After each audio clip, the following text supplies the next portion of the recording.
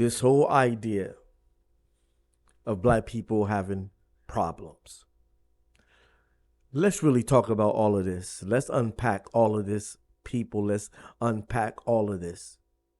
First of all, I like to just start off this video like this. I believe that we were brainwashed into believing that we have the problems that we claim that we have, that everybody else seems to have, but seems to be magnified through the media when black people do the same thing that everybody else do. That is called the magnifier effect.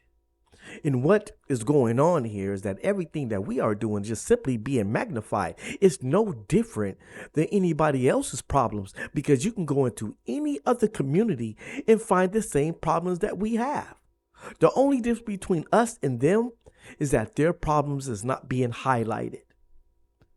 So we don't have a problem. We have a media problem.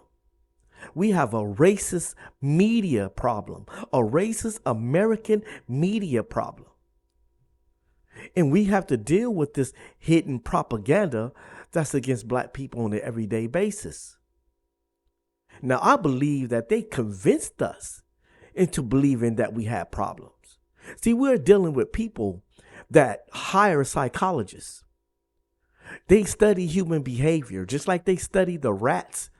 You know what I'm saying? Just like they studied the monkeys, just like they studied the hamster in the hamster wheel.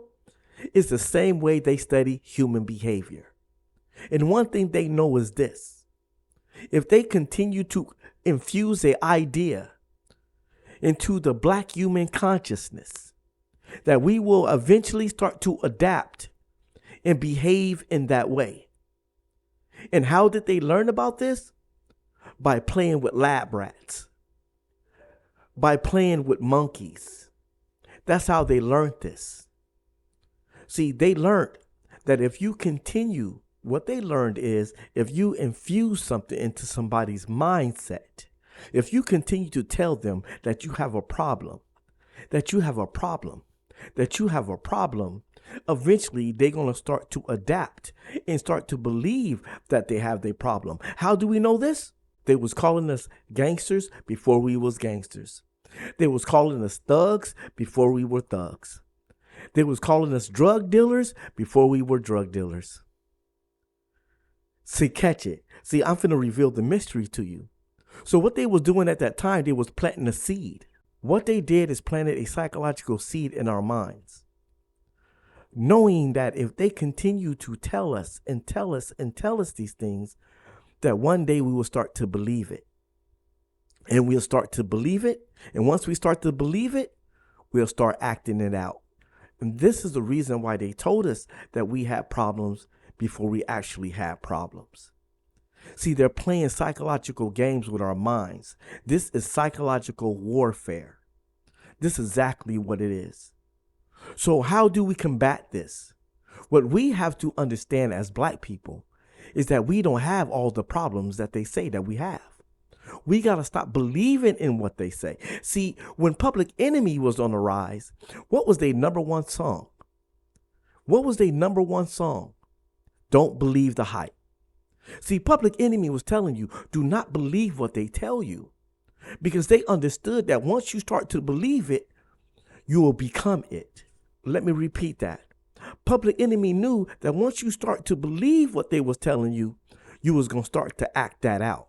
You was going to become that. See, Public Enemy knew they was trying to plant a psychological seed in our minds. They was trying to make us believe that we were criminals and thugs and drug dealers. Because once we start to believe it, we'll start to embody it. We will become that. And this is why you have black people now pointing out all the problems of black people, because they now believe in everything that they told us. See, our problem, black people, is we started believing in the hype. See, we started believing in the stereotypes. And then once we started to believe in the stereotypes, what did we do? We started to act them out. Once you understand that this is psychological warfare, and if you don't believe me, go read the book called The Art of War, and you'll understand exactly what I'm talking about. There is a solution to this problem, But first of all, let me address all of those that believe that if you take negativity and talk about negativity, and you have all of these panels, right? And you have all of these divestors, and you have all of these so-called passport bros, and you have all of these people talking about we're going to analyze the problems of black people. That's the problem right there. The fact that you believe that we have problems that nobody else have. This is not true. All the problems that black people have, everybody else have. So once we come to understand that, once we realize that, then we won't be so hyper-mental about what's going on or what's happening to us, because it's happening to everybody else. There's trailer parks all over the world. There is European ghettos all over America that is in a worse shape than black communities. These are all facts. But the thing is, we started to believe everything that they was telling us. And we think that now we can say, okay, we need to talk about the problems. So now we say, oh, we all need to sit down and talk about the problems. No, we don't. No, we don't. Because when you talk about problems, on top of problems, problems and problems equal what? More problems. Some people believe that if we talk about the negative things about black people, that somehow we can solve the black things that's going on about black people. That doesn't make no sense. Because if it's already negative and then we talk about the negative, negative and negative equals what? More negativity. Anybody that believes they can solve negativity by talking about more negativity doesn't know what they're talking about. That's like trying to put out a fire with gasoline. It doesn't make no sense.